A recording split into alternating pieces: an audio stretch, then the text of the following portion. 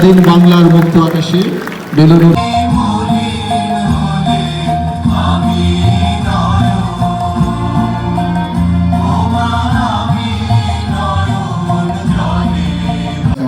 সালের 26শে মার্চ মহান স্বাধীনতার ঘোষক শহীদ রাষ্ট্রপতি জিয়াউর রহমান সাহেব।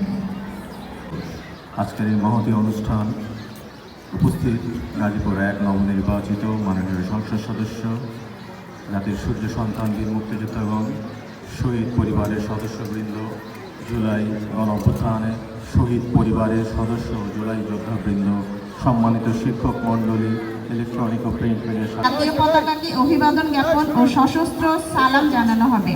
প্যারেড কমান্ডার জনাব মোহাম্মদ ওয়ালিউর রহমান আপনাকে জাতীয় পতাকাকে অভিবাদন জানানোর জন্য অনুরোধ জানাচ্ছি।